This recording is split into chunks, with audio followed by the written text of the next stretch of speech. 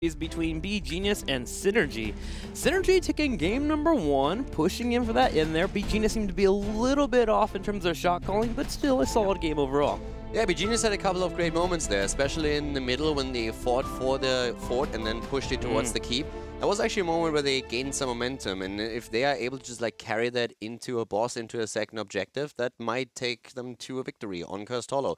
As is, they're one game behind, and we're going to find out if they're able to tie that up. Well, I know when it comes to beGenius, some of the things I love to watch them play is smaller battlegrounds, like, well, not Infernal Shrines, but maps that allow you to get actual ganks in. They're great on Infernal Shrines. I've seen them on Tomb of the Spider Queen before as well, even on Braxis Holdout to a degree, because when it comes to team fighting, they do like to get in there and rough some people up. So why not pick up battlegrounds that allow them to do that? And they are actually quite infamous to play compositions that thrive in team fights, where they just try to get an early pick and then take it from there. So really just roll over an opponent. That's one of the ways how they managed to get into HGC, taking teams on during the qualifiers. And that's something that they will probably try and do on those smaller battlegrounds that you pointed out, because that's exactly where the map itself caters towards their playstyle. Yeah, there's a lot of pressure on beGenius just to prove themselves here, because as mentioned, the qualifier that you just mentioned about, they did run a composition that allowed them to be very stun-based, and many question whether or not that tournament was a fluke for them. And right now, with them being 0-7, they definitely want to prove that they're meant to be here. It was really interesting to see them as one of the, I want to say, newer teams. The players have been around for a long time, but still, like, the team that formed there, nobody expected them to qualify this early. So when they were able to make that happen and take down really strong opponents, that was pretty incredible. But right now, within the season itself, they haven't really been able to follow that up, so they really need to step it up a bit if they want to make sure that they are getting out of the potential crucible. So I'm a little bit worried for them. So they really need to make sure that at least in the next few games that we see, they improve a little bit. Well, let's see if they continue to improve. Let's find out which battleground we are going to for game number 2. The battleground was actually given to Synergy here. Synergy will be picking a Tomb of the Spider Queen. That will be where we are going. So beGenius electing to stay with first pick. Yeah. And this is also one of the maps that especially the Russian teams love to play. They also love to brawl. We've seen them already play with the Sylvanas on this map now, so getting that wave clear in, and especially on Tomb of the Spider Queen, the Sylvanas is also quite strong. Personally, I'm a little bit curious to see if we have something like that prepared for Tomb of the Spider Queen as well on their part. Yeah, Zul, Nazebo, these type of heroes do very well on Tomb of the Spider Queen. So let's go ahead and jump into the draft, find out what we will be getting to watch today in game number 2. Now, the ban will be going over to beGenius. They get to choose what they would like to get rid of. They did elect to grab Tassadar as a ban last time, so should see that again. One of the things that I always find fascinating is that, especially when we're talking about Synergy, there's so many heroes that you would usually say, I'm not worried about it, where they just like pick them up. I think Synergy at some point pushed the envelope so far that Rexar got banned out against them. And that was just like fascinating to see. Yeah. Just giving Hydra a bit of respect here, what he can do with a hero like Rexar. I mean, he has been playing others like the Vikings in the past as well. But we're starting off a little bit more standard. beGenius with the ban on Greymanes, and now, of course, the big question, are we going to see a Tassadar ban? Are we going to see a Lucio ban? What exactly does Synergy do now? Synergy thinking about it. Remember last time they did ban out Abathur. beGenius potentially picking up all that, decided to ban out Greymane here and force him to decide what they would like to get rid of. So, Synergy is starting to hover that Tassadar, but Arthas as well. I actually wouldn't mind seeing Arthas being banned out. Arthas, when they did get in the back line, was a bit of a threat for Synergy. One of the problems when you ban out an Arthas is that the Tassadar pickup does not only provide you with the shields on a map like Tomb, the control of the 2 turning points is extremely important, and most of the teams really value Tassadar here also for the vision that he is able to grant the team. So in this case, banning out the Tassadar definitely works for them. beGenius having their first pick here.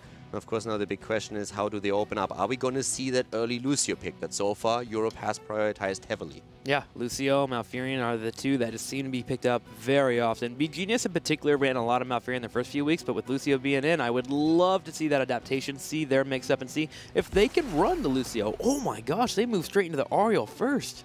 Now, that's an interesting priority on Oriel. I'm pretty curious to see what's going to happen with that. At this point, like, my first instinct is really to question what we just saw there, because Oriel is definitely not bad, and we've seen some teams prioritize an Oriel onto the Spider Queen a bit more, since around the turn-in points there are so many walls that you can really use the Tainment Strike to just set something up. So Oriel gets a little bit more utility here, but the priority on the pick is still interesting to me because personally, even though I said earlier that Synergy loves to play an Oriel, yeah, I think it's very more likely that they would pick up a Lucio here. So that's an interesting first pick. Yeah, because Ariel's not really something that you first pick and can fit into a lot of compositions. Suddenly Gul'dan becomes more of a threat here. Synergy can think about maybe taking in the Gul'dan now or in the early stages, and maybe grabbing Gul'dan Arthas. That could be a great start. You would kind of cripple beGenius slightly, and you could also put yourself with a great warrior. They grab Johanna and Gul'dan. That's a lot of wave clear on their part, but you can. The one thing that is really interesting here is also how long they waited to pick the first two. Because usually when you're seeing these teams go up against each other, they have mapped out several scenarios. What happens if my opponent bans out X? What if they pick Y first? Yeah. And once that you saw Oriel appear, they were looking like, okay. So they didn't really expect that either. And therefore they took a little bit more time with that first double pick, which usually follows very fast. In this case, Johanna and Gul'dan offer a lot of control, a lot of wave clear on the map, and wave clear is the most important thing on Tomb of the Spider Queen. And on the side of their opponent, beGenius, good combo with the Oriel, we have Vala. I will say that even though they took a while, I do like the response. I may have maybe thought about that Arthas a little bit just to take it away, but the Johanna and the Gul'dan, as you mentioned, the wave clear, incredibly great here on this battleground. You can protect the flanks of the Gul'dan. You can always walk into these areas of the turn-in points, and you can actually deal with the Ariel's attainment strikes too. So Synergy just has a great foundation based on what beGenius picked on their first pick. Now, Vala and Anub'arak will be the follow-up here. Anub'arak kind of one of those go-tos right away, especially in the early stages of the draft, if you do see a mage. With Gul'dan being here, Anub'arak just makes a lot of sense. Yeah, Anub'arak definitely makes sense for them. I think they were probably also thinking about potentially getting Arthas again. Johanna with the wave clear on the other side is also going to have that blind against Vala, which is going to be important. Lucio is going to be banned out by Synergy, as it seems. It's actually interesting that they would do that, because that leaves beGenius to ban out Malfurion, and then Synergy, what do they have left with this? They can still go into the Rhaegar, they can go into the Karazim, and they actually do ban Lucio. So beGenius, I would say, very likely to just get rid of Malfurion and say, no what, take one or the other two. Yeah, that'd be my first move. And just to think about it in the future here, what healer would you prefer? I think I kind of lean a little bit towards Karazim here. You get some peel on that Anub'arak. Granted, Gul'dan's going to be kind of left out, but you can kind of pseudo-deal with that in the draft. No, personally, I would prefer Rhaegar. Yeah. I think Synergy would prefer the Karazim as well. Okay. Like, just from how they used to play and now how they actually try to just like give Sefka an opportunity to have a bit more playmaker skills here, I would think they would lean towards the Karazim. But Rhaegar, with the wave clear that he offers, on top of what you already have, you can really pressure the opponent's team. I think also that we're going to see another frontliner, so Rhaegar gets a little bit more value out of that. True. So I feel it depends a bit on this. So they seem to leave that up for a while. But beGenius also, like in this case, actually, I would say a bit confused looking and just saying, like, wait a second, you're banning out Lucio, don't you want to take it? And then, as expected, they ban Malfurion. And that is actually something that Synergy must have known. You can't tell me that you're looking at your ban, you're saying, we ban out the Lucio, and then you're surprised that Malfurion gets taken away from you. So they must have said, we are totally fine on getting Malfurion, and we are fully okay going for either Rhaegar or Karazim. Well, now we get to find out what Synergy moves into for their pickups. Could still use a strong bottom laner. I would love to maybe see Leoric here. Great against Ariel in particular. The Entomb, just wonderful for forcing Aegis. And if Aegis gets used, you force a fight. You set yourself up so well, especially on that Vala too.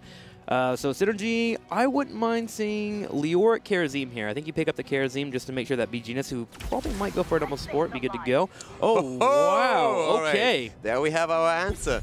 This is exactly why they banned out. Okay, them banning out Lucio makes sense. Why? Because we've seen a lot of teams going into double supports. Those double supports are usually something along the lines of a Lucio plus X. That can be a Tassadar, an Oriel, Malfurion. We've seen all these combos. Yeah. So they ban out the Lucio. They know that as a response, Malfurion is very likely to be banned out. That's also a bit of a bait setup for the opponent, because that's a ban that they just used.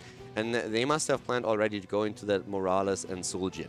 And therefore, this works out really nicely for them. And I feel like beGenius is probably taking a bit off guard by this. Definitely at least want to take a few seconds, just like think about what just unfolded in front of them, and then making the next move. I gotta ask you, what do you... So I was talking about Leoric for Synergy, but now Leoric suddenly looks like a really good opportunity here for beGenius to get a solid engage. You get Leoric and potentially another healer here, and you just let Vala just go ham taro. I personally believe that Leoric is a fantastic choice, no matter what. And I think on this map in particular, Leoric is absolutely great. I would love for one of the two teams to pick him up here. Synergy could still do that. There's other options for them. I mean, there's an Arthur still out there, depending on how you want to design your front line. If you want to have another beefy tank there, that might be the better option for you. Wave clear isn't really an issue on their part. At this point, you can ask yourself, okay, who are they going to send on the bot lane? Do they going to have a dedicated solo laner for this? On the side of beGenius, we are most likely going to see Ragnaros making an appearance there, who also is, of course, fantastic on this map. Sure, for defense. But for Synergy, I wouldn't really mind them going into Leoric. At least the second frontliner is what they should consider here.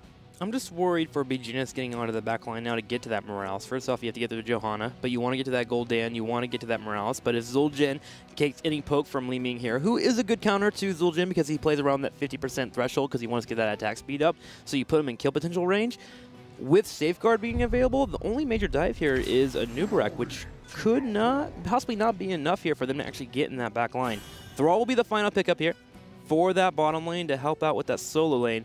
They will get their engaged and also have the Earthquake possibilities, but odd draft overall, but interesting to watch. The Thrall has me a bit on the fence. Thrall is not really a horrible choice. He was for the longest time one of the best solo laners that we had, and right now I think he still fits. Yeah, he will have that solo lane, might be a comfort pick for them. I personally think the Leoric would have added more value to their draft overall and given them a little bit more opportunities there. He could have taken over the solo lane at first.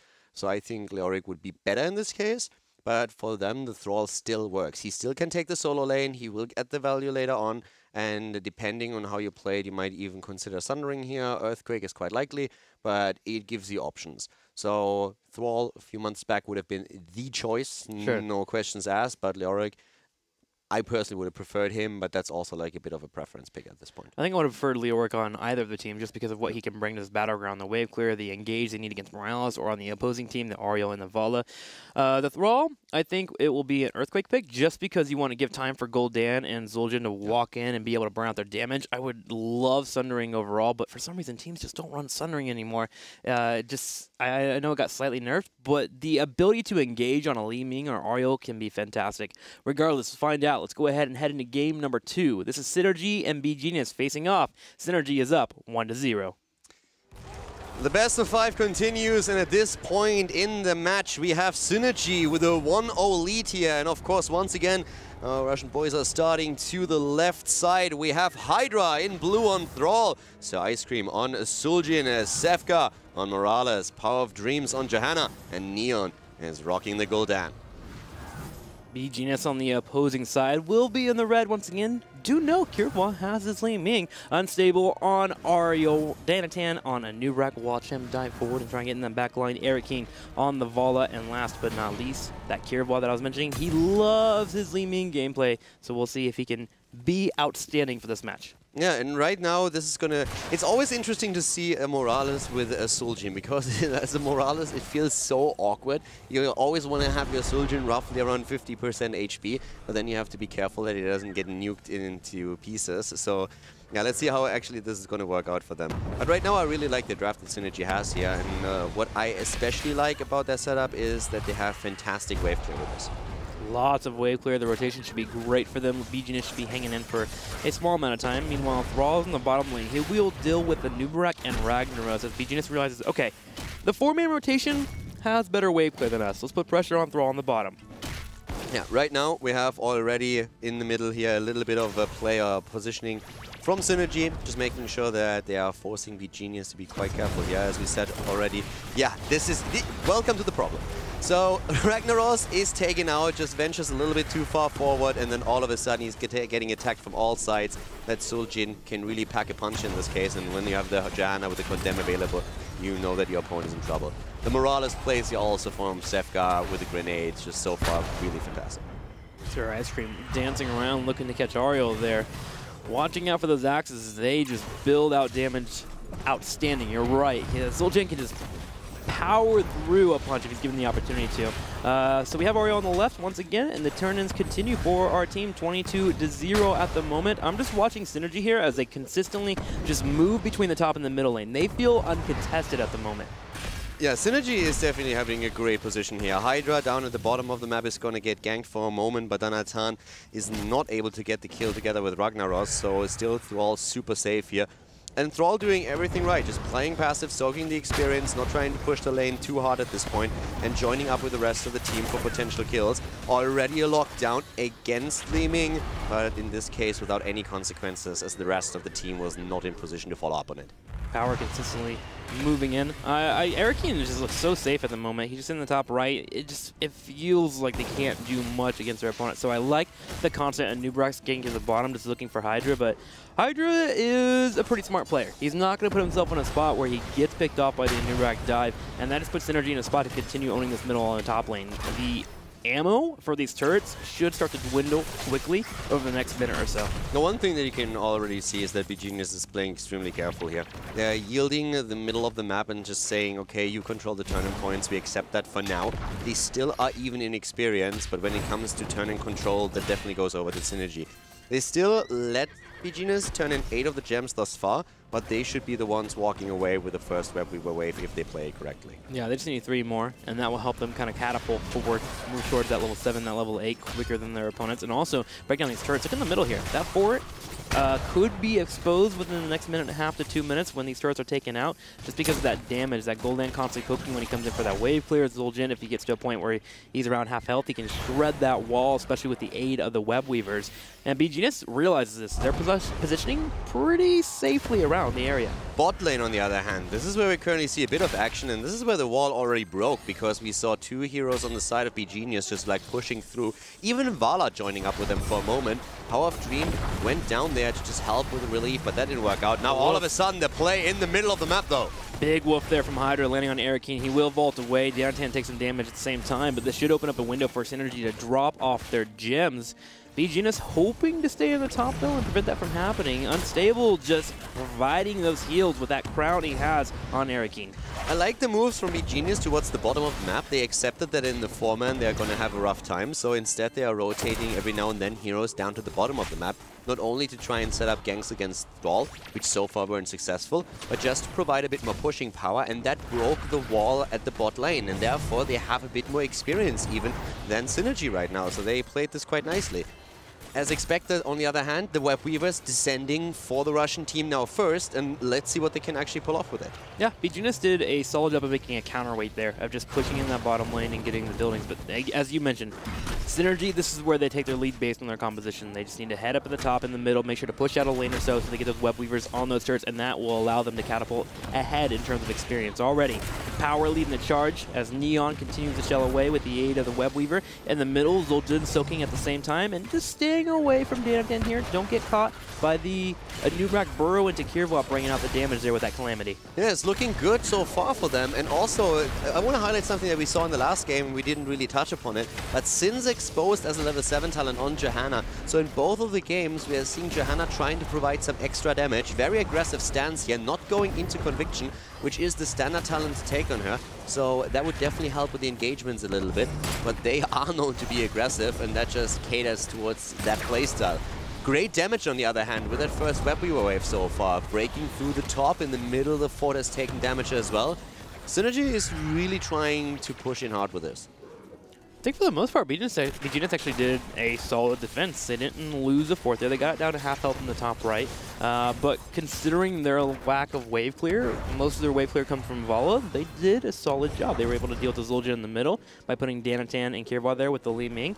And then with Gul'dan on the top, they just continued to use that multi-shot and poke where they could. So overall, solid defense. There is a slight lead for Synergy as we move towards level 10. beGenius sharking around looking for maybe a takedown on Hydra. Kirvwa even going in for an aggressive Calamity. Yeah, I actually didn't think that Synergy did a fair amount of damage here. They broke 2 walls completely, and if you just look at the hit points on the minimap, they have 2 of the forts already down to 50 or 60% health. So you're right in the sense that they weren't able to take a fort down, and the leading experience is not too crazy. But I think if they start to push lanes aggressively, they should be able to pick that experience up quite easily, because those structures are already so low and completely exposed. And another point that we have to just mention quickly is they were able to destroy the fountains in 2 lanes. So that's true, that gives a lot of sustain and a slight advantage for Synergy over beGenius heading into the fights over the turning points now. That's a good point. See if Synergy can do that. They can get their aggressive plays in. They do have 10, so this should be where they push the envelope. Some poke hitting on Danatan. They will set up on the right side. So close to 10 here. Ragnaros sitting in the bottom safe. The 10 now will be hitting. Sundering. We have Sundering used on the side of Thrall, so they're going for it. Not going to play with the Earthquake here, trying to set up those attacks against an Oriel in the backline, against the Li Ming. So we're going to watch out for him trying to set up a few flanks here. And again, we see for Anubarak, Cocoon being used. And this is actually an interesting choice right now. We talked about this yesterday, we talked about this a bit earlier, but in those games where we saw it, as Thrall is getting hammered into the ground for a moment, we always had double tank. Now we have a single tank that decided to not go for a sustain heroic. Instead we have Cocoon. That is a risky choice on the part of beGenius. Yeah, they're banking on the reset. You get a Cocoon in, get a 5v4, try to blow up one target, and then Li Ming gets resets, and you go from there, especially with the 8 of Strafe. Can they pull it off? We'll have to see. Synergy, meanwhile, gets another turn in, and this is where they definitely are going to be able to get one fort here. The Web Weavers are at the top. Tank for the win is going to be forced to use the Molten Core here in the middle. He pokes as he can. Kirwa taking a solid amount of damage. Need to be slightly careful there. Yeah, one of the things that you have to keep in mind when we're talking about Molten Core and Ragnaros is that Gul'dan is a fantastic hero to chunk Molten Core down. It is insane what he can do with this corruption. Like, just going in and hitting that triple and making sure that, yeah, Molten Core doesn't last for much longer, you can do so much work for your team. And already we're seeing that coming into play. Fort in the middle, destroyed. They go for the wall at the keep. Top fort, also fallen. Fourth fort still being attacked. Synergy is putting in all the stops right now. Should be able to rotate down and continue that push. That Web Weaver, I think, is pretty healthy. Yeah, half health. Thrall is actually positioned in a spot to get a flank on someone. Nice poke there by Kirwa, making sure not to walk into that bush. Power leading the charge though, and that is going to be 3 forts taken out for Synergy. You can. This is why wave clear is so strong on this battleground. If you get an early game advantage, if you're able to clear waves like it's nothing, you just get these massive advantages where you open up the battleground, and beGenius has to become very reclusive. They sit back at home because there's nowhere for them to go. Yeah, this is actually getting really scary for beGenius right now. And it's another one of these moments where I have to question the talent on the Anubarak, because if you are ahead in the game and you go for Cocoon, then you are able to drive the fights whenever you want to. You can just like catch your opponent when they're trying to retreat. But if you are behind, how do you actually make good use of this? They need to have a perfect setup to really make this work. And Synergy basically just realized that. They say, we can still take that boss here. And we don't even have beGenius jumping in, which is the right choice, by the way, because they realize they cannot win this fight, possibly. Not with a talent disadvantage. Thrall even trying to catch someone here with a quick Sundering, but yeah, that kind of did not. He just wanted to split the earth. Let him know how strong he is with that massive hammer. All right, Thrall on the left side here. Kirwa as well. beGenius is posturing for the push. The boss just beating on the keep wall. And Synergy doesn't really need to get the keep here. They're just hoping to guide this boss forward and maybe get down to half health and force out Molten Core. There's the Molten Core. Has been used. Power in the front. Danatan actually comes in for a massive flank. Cocoon does hit. Zul'jin on the left. Sevka hit with the big button. Yeah, the Cocoon has hit. Oriel is down, but Danatan is moving back. He has 38 gems. He can't die. Now we also have Tank for the win with 24 about to fall. They actually show some mercy and let him live here for a moment. Not quite sure why that happened, but the keep is dead anyways. I just love how casually Anubarak walked in through the enemy team from behind, not a care in the world. And at the same time, Oriel said, I hate my life, walks straight into 5 and gets blown up. So that was, that was an interesting picture. That was a play. That's what that was. Yeah. beGenius. Masterfully baited. Lost a keep, lost a few coins, but let's talk good news for beGenius for a little bit here. They have 122 gems available to them. They're 3 levels behind, but if they get a talent here, they could potentially get a turn in, and that's where the comeback begins. But can they get it started? The control is so strong here for Synergy, consistently pushing in lanes, which gives them vision. I thought you were going for something different. I thought you were dropping a line like, let's talk about the good news for beGenius. They can only lose 2 more structures. You're too savage for me, Caldor. Too savage. I know. You make a good point. Like, they have all the gems. They didn't really lose a lot of heroes here. So they still have the gems. And now they are on 13 versus 13 talents. But here comes the engage. Oh, Aegis. There's the Oriel Aegis. And the drop against the first target. It's the Vala. And they have to back off again. We're coming back to the same point. How do you take fights right now? How do you get an edge in these fights if your tank does not have sustain for himself, if the front line is just a bit too squishy compared to what your opponent is running? So they always try to push in, but they're getting shut down every step of the way. And we have Synergy now with a 3-level advantage plus the extra talent. And those gems don't do you any good if you can't turn them in. That's true. It's a lot of rocks there just weighing you down. I wanted to get the turn in, but having a hard time doing it. Now, this is more good news for beGenius. We are 12 minutes in, which means their death timers are relatively low, so we do have a ball of back. Cocoon does connect. Molten Core poking on Neon on the back left. Cocoon does pop. The cleanse comes out. Sir Ice Cream walks away. Yeah, and again, the Cocoon didn't really do anything there. It just gets destroyed really quickly. It's one of those tools where you have to have a strong front line, because your idea is you drive your opponent back, you run over them, you cocoon a target, and you blow that target up while you drive the rest of them away. That doesn't work for them at all, because every single time someone is cocooned, Synergy just simply sits there, says like, so what? Attacks the cocoon, stands their ground, and succeeds. Now they turn in again. Web Weaver Wave after Web Weaver Wave.